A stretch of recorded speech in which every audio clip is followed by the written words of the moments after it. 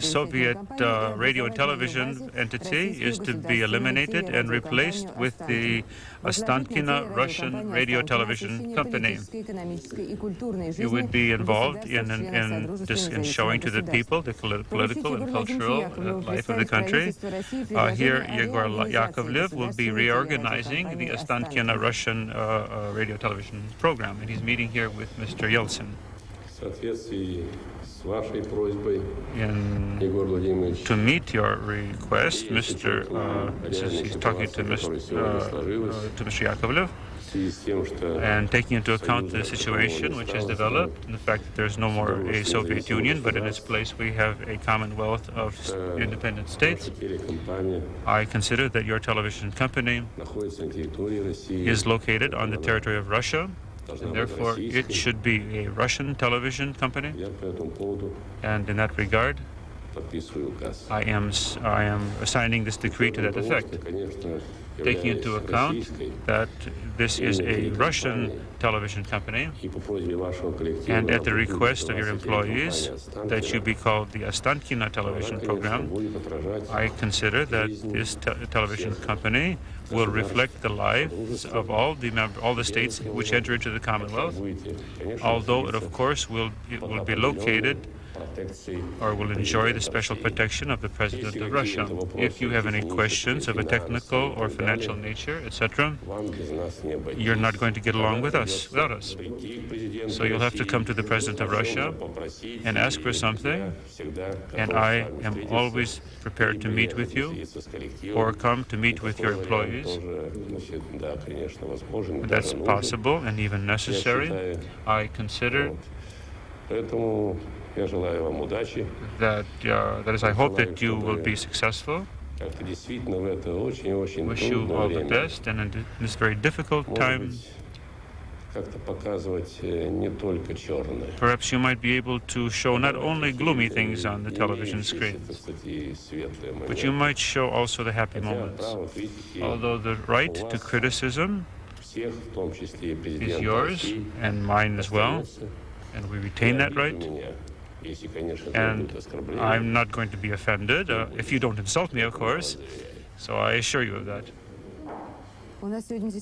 Today we have a bright moment, truly. The Russian government is ensuring that the Ostankino Russian television program will receive the property of the old Soviet television company all throughout the territory of Russia. Within the Commonwealth, there will be the Ostankino company will be active throughout the Commonwealth. And there will be formed a stock company in which all the states which are interested in the Commonwealth may take part. We will be broadcasting programs within the framework of agreements achieved with other members of the Commonwealth. This will include radio frequencies, and that will cover the period 1992. In Moscow, the Russian-Chinese negotiations have begun. In the meetings between Kozyrev today, who is the Minister of Foreign Affairs, and his Chinese colleague Li Lensin, they discussed the question of economic relations. They expressed confidence that there would be economic cooperation between the two states, and that the Russian-Chinese negotiations would take place in two working groups. They would discuss trade and political questions in the two groups. The President of the United States, George Bush, had a press conference where he stated that he wished to meet with Mr. Yeltsin. This question has already been discussed, he stated, but he did not name a specific date. Bush declared that he was pleased with the assurances of the four republics which possess nuclear weapons, and he said the experts of the United States saw no cause to be concerned over the situation in the former Soviet Union. In the former Soviet embassies abroad, there is a change of flags taking place. Today at noon in Budapest, the Russian three-color flag was raised, and the former Soviet ambassador Ivan Aboimov is now called the ambassador of Russia. In Algeria, the first round of parliamentary elections took place. For the 430 spots in the parliament, there were 5,000 candidates. According to preliminary results, the best results were achieved by the Islamic Salvation Front.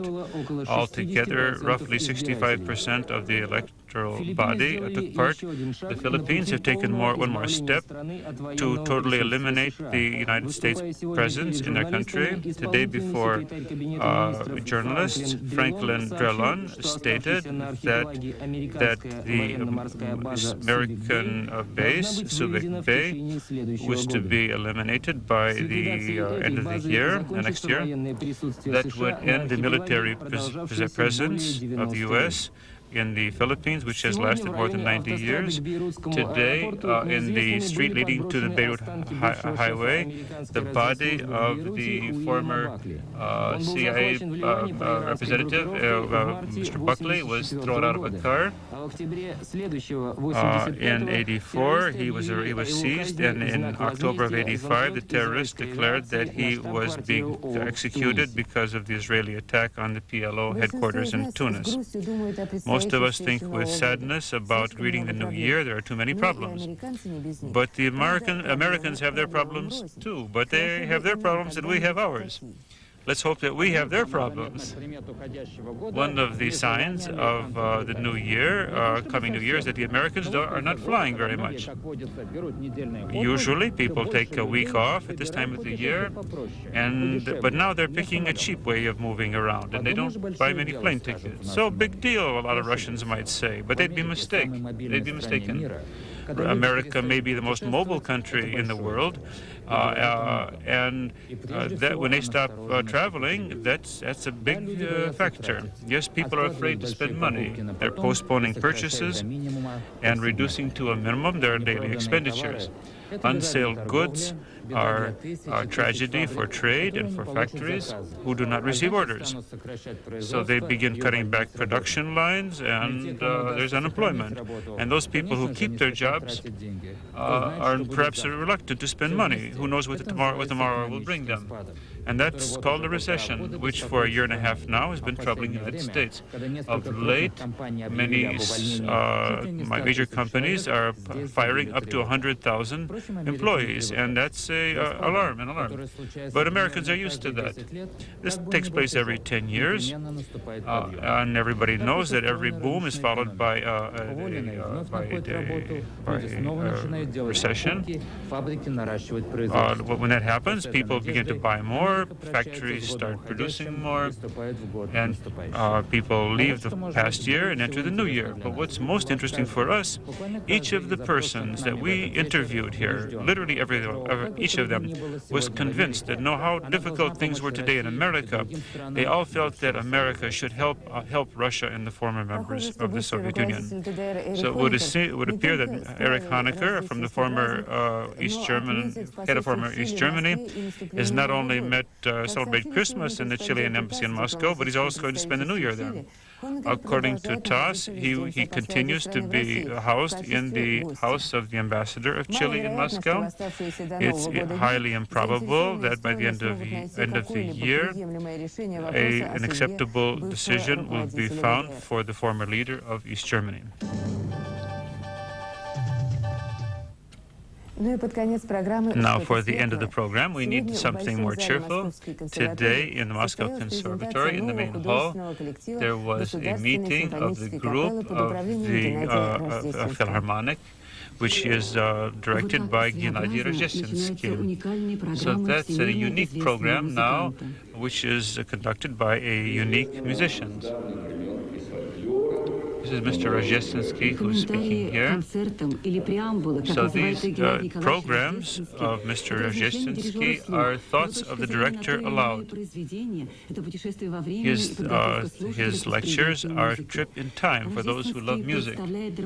He represents he talked about a cantata of Dvorak, a marital nightshirt on Czech folk motifs, and was performed in England. It was also celebrated. It was performed in England with the BBC Orchestra and the Capella, which was directed by Mr. Rozhestinsky. And so here we hear the works of Dvorak being played now for the first time. Mr. Rozhestinsky has given us new original manuscripts of Prokofiev, Stravinsky, of Schoenberg, Bartok, Schnitke, Denisov.